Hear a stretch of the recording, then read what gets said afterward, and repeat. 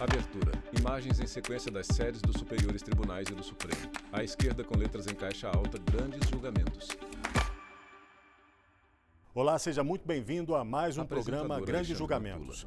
E hoje você acompanha as sessões plenárias do Supremo Tribunal Federal, em que se discutiu o direito ao esquecimento na área civil. O caso chegou à Suprema Corte Brasileira por meio do recurso extraordinário 1010-606, com repercussão geral reconhecida, em que familiares de Aida Cury, vítima de um crime de grande repercussão na década de 1950, no Rio de Janeiro, buscam reparação pela reconstituição do crime, segundo a família, sem autorização, pelo programa Linha Direta da TV Globo. Foto de Aida em preto e branco. Após uma tentativa de estupro, a vítima foi arremessada de um prédio em Copacabana.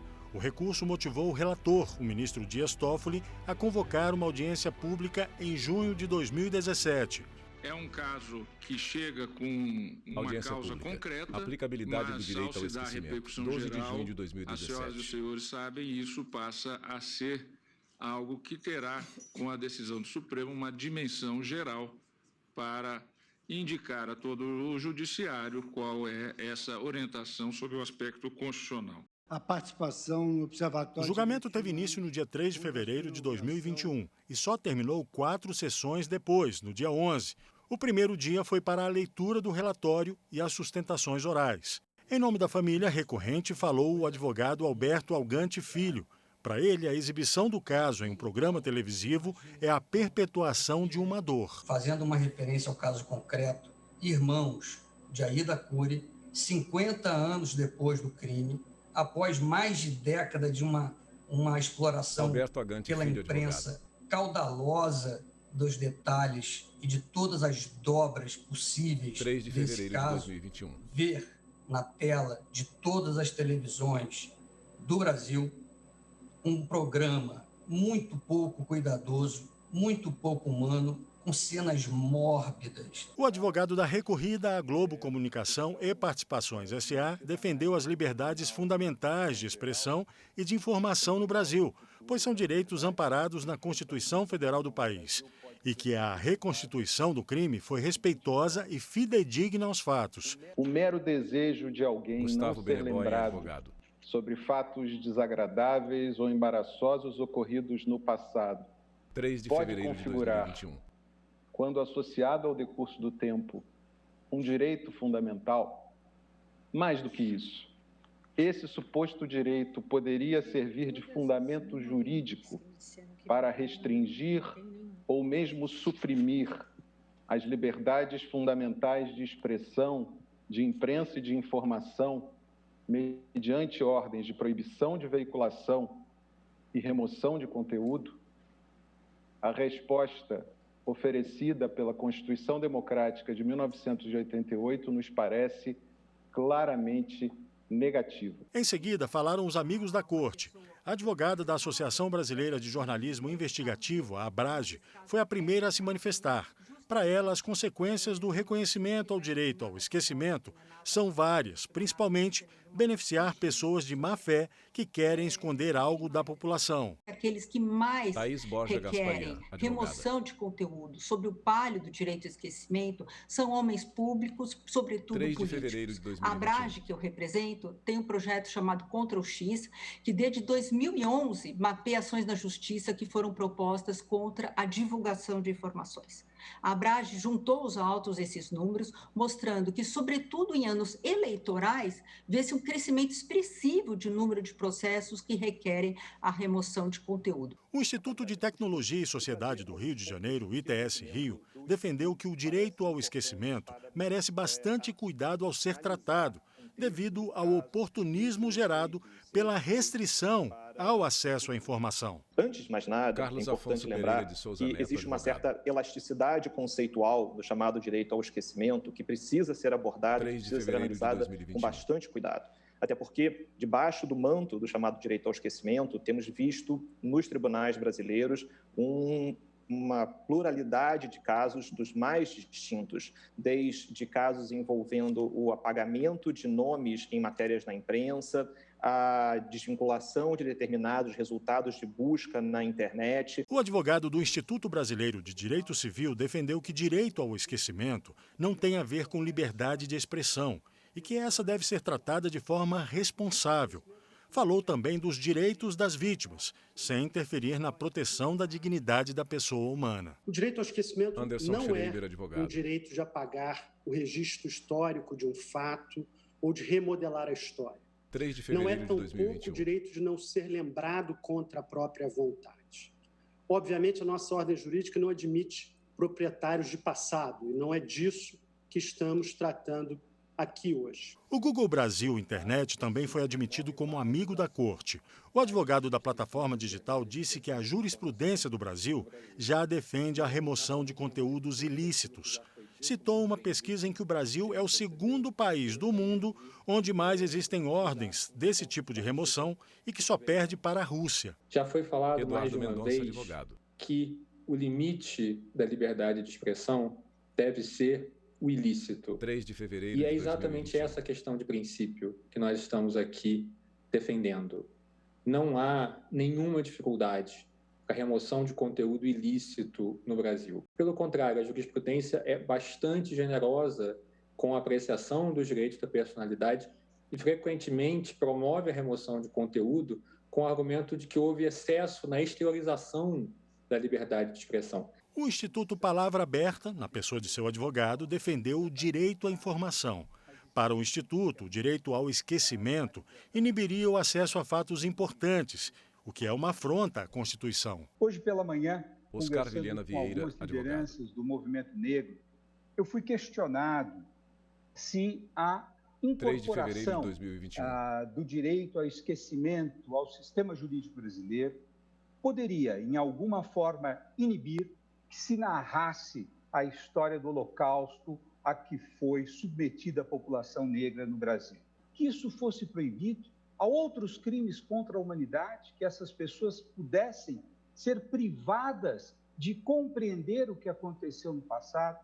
Infelizmente, a resposta é positiva, caso nós aceitássemos o direito ao esquecimento, tal como postulado aqui. O advogado do Pluris, Instituto de Direito Partidário e Político, foi no sentido contrário aos demais amigos da Corte. O Instituto defende que o direito ao esquecimento é um direito fundamental nos Estados democráticos. Eu quero submeter José Eduardo Martins Cardoso, advogado. De reflexão contrária a que muitos aqui afirmaram. E quero 3 de afirmar fevereiro que o de direito ao 2021. esquecimento é um direito inerente e fundamental aos Estados democráticos. E por que afirmo isso? Porque no Estado de Direito, como disse há pouco o professor Oscar Vilhena, não existem direitos absolutos. No Estado de Direito, a própria noção de direito envolve a noção de limite. O advogado da Yahoo do Brasil falou sobre os efeitos que o reconhecimento do direito ao esquecimento pode gerar na internet. Como aqui já foi mencionado, eu não André vou Zonaro, de ET, tá, ater alongadamente nisso, mas há atualmente uma explosão de 3 casos de fevereiro de 2021. banais e que vêm sendo tratados como se excepcionais fossem para justificar a aplicação do Instituto do Direito ao Esquecimento, se ele assim for reconhecido. Casos nos quais onde não há ponderação, não há a análise de proporcionalidade. Aqui já mencionado, eu acho que esse é um dos exemplos mais sintomáticos hoje, do caso já mencionado do parque de diversões, que quer a desindexação de resultados, a desassociação do seu nome a uma atração específica por conta de um acidente fatal. A advogada do Instituto Vladimir Herzog defendeu que o direito ao esquecimento não tem respaldo na lei e que não se pode impor a ninguém a esquecer algo. Defendeu a criação de um regime jurídico de direito à memória. Por definição, Adriele não se Aires pode Brito, conceber advogada. a existência de um direito ao esquecimento, uma vez que tal expressão é desprovida de conteúdo 3 jurídico de em si fevereiro de mesmo. 2021. É sabido que a todo direito previsto no ordenamento jurídico corresponde um dever.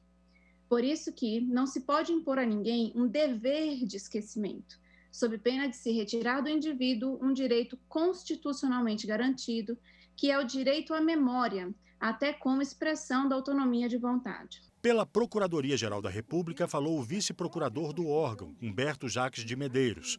Ele disse que a Constituição é clara quando diz que a honra e a imagem são invioláveis, mas também assegura o direito de indenização em caso de violação desses direitos. A imagem das pessoas, que também Humberto é um Jacques de fundamento, Medeiros, são vice-procurador-geral da invioláveis. República. A Constituição disse, são invioláveis. 3 de fevereiro de Mas 2021. malgrado ela dê esse trato de inviolabilidade tão forte, ele diz a Constituição, assegurado o direito à indenização pelo dano material ou moral decorrente da sua violação.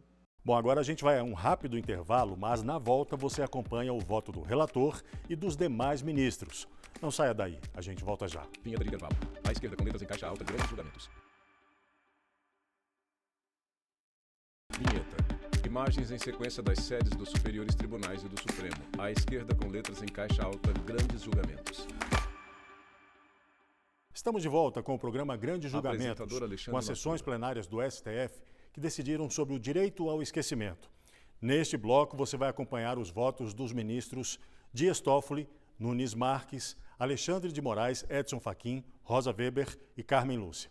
Acompanhe. O relator ministro Dias Toffoli, em um extenso voto, falou sobre feminicídio e vários casos ocorridos no Brasil. Ele votou pelo desprovimento do recurso extraordinário e enfatizou que casos como este não podem ser esquecidos. Retomando o caso concreto, reputo ausente afronta ao nome, à imagem, à vida privada da vítima ou de seus familiares, 4 de fevereiro de 2021. que decorra da exibição do programa televisivo Linha Direta Justiça. Iniciei meu voto apontando os graves números do feminicídio no país e destacando o compromisso do Judiciário, dentro de seu âmbito de competências, agora sob a batuta do nosso querido ministro Luiz Fux, presidente do Supremo e do Conselho Nacional de Justiça, com a condução de medidas eficazes ao combate dessa forma de violência tão lamentavelmente materializada em nossa sociedade. Casos como o de Aida Cury, Ângela Diniz, Daniela Pérez, Sandra Gomide, Eloá Pimentel, Marielle Franco e recente da juíza Viviane Vieira, entre tantos outros, não podem e não devem ser esquecidos. O julgamento continuou no dia 10 de fevereiro com o voto do ministro Nunes Marques, que também votou pelo desprovimento do recurso, defendendo que o caso é de conhecimento público. Porém, o ministro defendeu o direito à indenização. O esquecimento não é o caminho salvador para tudo. Muitas vezes é necessário reviver o passado para que as novas gerações fiquem alertadas e repensem alguns procedimentos de conduta do presente. Também ninguém nega que a ré seja uma pessoa jurídica cujo fim é o lucro. Ela precisa sobreviver porque gera riquezas, produz empregos e tudo mais que é notório no mundo capitalista. O que se pergunta é se o uso do nome, da imagem da falecida ou a reprodução midiática dos acontecimentos trouxe um aumento do seu lucro e isto me parece que não houve, ou se houve, não há dados nos autos. O ministro Alexandre de Moraes votou de acordo com o relator. Para ele, o caso em questão deve ser aplicado como episódio de liberdade de expressão e de responsabilidade. Entendo Alexandre que a de Moraes, solução para essa equação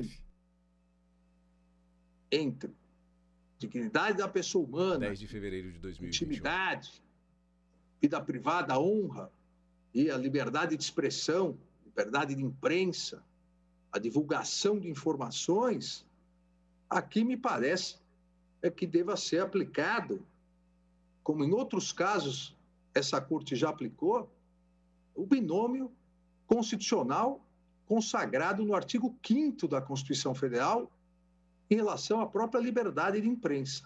Liberdade e responsabilidade. Abrindo a divergência, o ministro Edson Fachin votou pela procedência parcial do recurso extraordinário.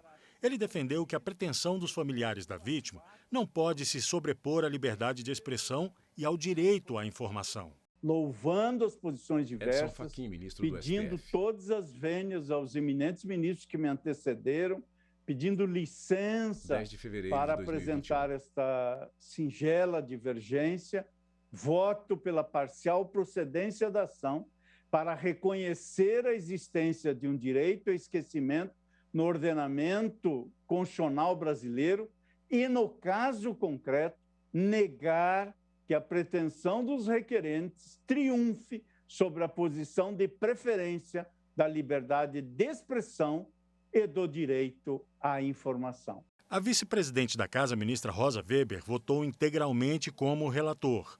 Para a ministra, o direito ao esquecimento é oportunismo para a censura e que, no caso em questão, já existe amparo constitucional. Se alguma forma o direito ao esquecimento pode ser deduzida dos marcos constitucional e legal vigentes, seu âmbito de proteção se estende tão somente a fatos insuscetíveis de gerar qualquer interesse público, do público ou social, atinentes tão somente à vida privada e cuja publicização gera prejuízos individuais sem nenhuma contrapartida ao interesse de outrem.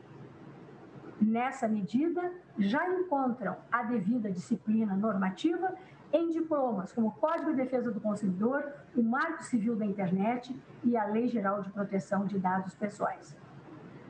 A discussão em torno do direito ao esquecimento assume nuances particularmente sensíveis no ambiente da internet, em particular em relação à tarefa desempenhada pelos mecanismos de buscas, como Google, Bing, Yahoo e congêneres, situações em que se costuma falar em direito à desindexação. Tais nuances não se fazem presentes nesse caso, de modo que penso prematuro fixar qualquer tese a respeito. O julgamento continuou no dia seguinte e a primeira a votar foi a ministra Carmen Lúcia, que seguiu pelo desprovimento do recurso.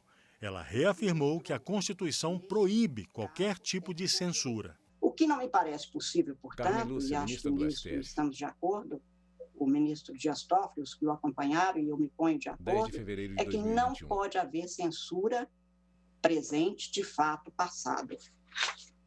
Neste sentido, portanto, tenho, e foi também repetido muitas vezes ontem, que a censura no Brasil é proibida. Ontem até se fez referência à censura prévia. A Constituição não qualifica a censura. Censura é proibida no Brasil. Ponto. O artigo 220, no seu parágrafo 2º, estabelece que é vedada toda e qualquer censura de natureza política, ideológica e artística. Censura é sempre indigesta. Nenhuma censura presta, de nenhuma natureza. A censura desvirtua, a censura corrompe, a censura mente, faz com que a mentira prevaleça. Portanto, a Constituição brasileira e este Supremo Tribunal Federal várias vezes reafirmou a impossibilidade e a inaceitação de qualquer forma de censura. E quando falamos nisso, não distinguimos entre censura estatal e censura particular, que é o de que estamos falando. Uma pessoa, pelo seu interesse particular, estaria, portanto, impedindo, afirmando que, como não autorizou, o caso não pode ser mostrado. Nós não fizemos distinção entre censura estatal ou censura particular, censura do presente ou censura do passado, censura de qualquer natureza. Toda censura é indigesta. Nós vamos agora fazer um rápido intervalo, mas na volta você acompanha o desfecho deste importante julgamento.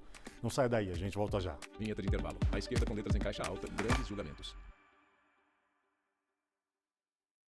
Vinheta. Imagens em sequência das sedes dos superiores tribunais e do Supremo. À esquerda, com letras em caixa alta, grandes julgamentos. Estamos de volta com o grande julgamento.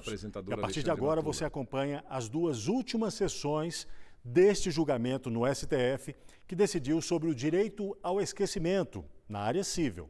Veja só. No voto em que acompanhou o relator Dias Toffoli, o ministro Ricardo Lewandowski afirmou que a liberdade de expressão é um direito. O direito ao esquecimento, com a abrangência e a generalidade que o recorrente busca ver reconhecida neste recurso, nunca encontrou abrigo, seja no direito intertemporal, seja no direito comparado, seja ainda no direito positivo. O certo é que, como corretamente reconheceu o relator, e cito entre aspas, na extensa maioria dos precedentes se solucionava a controvérsia posta com base em institutos já consolidados nos respectivos ordenamentos jurídicos. Jamais com fundamento numa suposta categoria como esta que está sendo esgrimida aqui, que é o direito ao esquecimento. E disse mais o relator, em seu belo voto, o ministro Dias Toffoli: o ponto comum de todas as correntes doutrinárias, e também cito entre aspas, é a íntima associação do direito ao esquecimento com os direitos da personalidade. Mas ocorre que, como todos nós sabemos, o Supremo Tribunal Federal tem assentado, por meio de sólida jurisprudência, que a liberdade de expressão é um direito de capital importância. Para o ministro Gilmar Mendes, que deu parcial provimento ao recurso, a matéria divulgada viola o direito da vida privada da vítima. Assim como o ministro Nunes Marques, ele defendeu indenização por danos morais à família de Aida Cury. No caso dos autos, extrai-se que era totalmente desinfluente para a comunicação do desenrolar dos fatos o histórico de vida, além de exposição de fotos pessoais da vítima, sem contar a versão da suposta ingenuidade desta em aceitar subir a cobertura de um edifício na companhia de outra pessoa. Nesse caso, a meu ver, a matéria pode ter extrapolado o direito de informar e trouxe uma visão deturpada ao público, expondo indevida e vexatoriamente a vítima em programa televisivo de cadeia nacional. Ante o exposto, pedindo vênias ao relator, voto pelo provimento, em parte do recurso, acompanhando na conclusão o ministro Nunes Marques, ao entendimento de que é, sim, indenizável moralmente a exposição humilhante ou vexatória de dados pessoais, imagem, nome e demais elementos de identificação de pessoa, autor ou vítima, envolvida em fato ocorrido há décadas em matéria televisiva de alcance nacional, ainda que presente interesse histórico, social ou público atual, com fundamento no direito à intimidade, à vida privada e à proteção ao nome e à imagem. O ministro Marco Aurélio também seguiu o relator. Ele defendeu a constitucionalidade da manifestação do pensamento e da liberdade de informação. Nós vivemos ares democráticos. Daí, a meu ver, o insucesso do pleito nesta ação no juízo e no órgão revisor, no Tribunal de Justiça. Insucesso considerado o disposto no artigo 220 da Constituição Federal, inserido em um capítulo importantíssimo que sinaliza a preservação de direitos fundamentais, o capítulo Comunicação Social.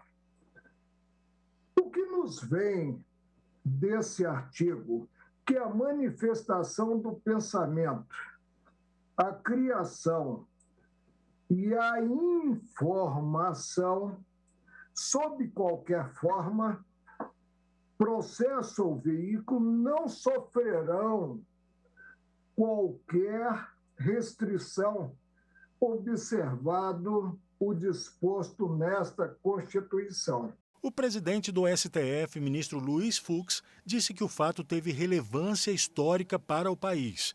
Ele acompanhou o relator pelo desprovimento do recurso. Esse fato tomou ministro conta Luiz Fux, presidente do cenário nacional como um fato relevantíssimo.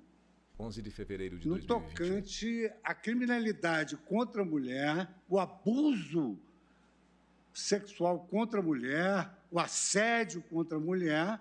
Essa é uma questão que, no meu modo de ver, cria um distinguish, porque há fatos que são notórios e importantes para a história de um país e há fatos que são irrelevantes. Então, por exemplo, se eventualmente hoje um grande empresário foi morador de rua, utilizou-se de drogas, e ele pretende que seja reconhecido como grande empresário, é um indiferente público e social relembrar que ele foi um morador de rua e cheirou cola.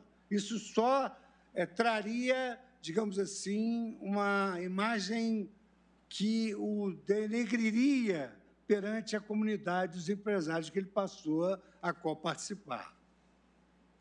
Mas esse caso aí da Cury, não. Esse caso aí da Cury assumiu uma relevância histórica. Por maioria dos votos, o tribunal negou provimento ao recurso extraordinário 1010-606, com repercussão geral reconhecida.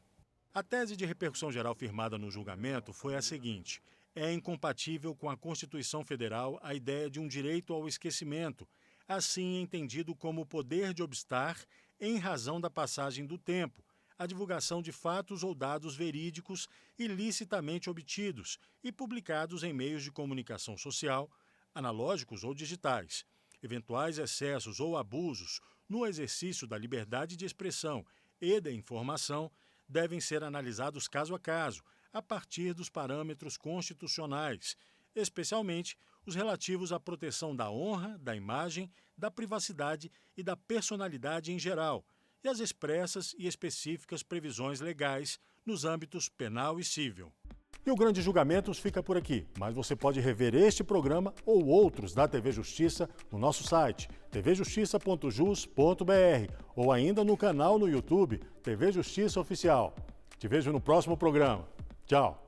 Créditos finais. Direção Betânia Victor Veiga. Produção Caio Baltazar. Cabine maquiagem Eliane Neves. Figurino Thalita Oliveira. Apresentação Alexandre Matula. Roteiro e edição de texto Luciane Chaves. Cinegrafia Lúcio Ribeiro. Assistência técnica José Lúcio. Iluminação Luiz Moura e Ítalo Cândido. Operação de áudio Jonathan Alves. Edição de pós-produção Rafael Pinheiro e Taimana Alencar. Videografismo Leonardo Veloso. Áudio e descrição visual. Roteiro Cainã Leão. Narração Paulo Nascimento. Núcleo de programação Oswald. Núcleo técnico Fábio Guedes. Núcleo de produção de programas Flávia Soledade. Supervisão Coordenadoria de Gestão da TV e Rádio Justiça, Secretaria de Comunicação Social, STF. Realização TV Justiça Essencial 2020.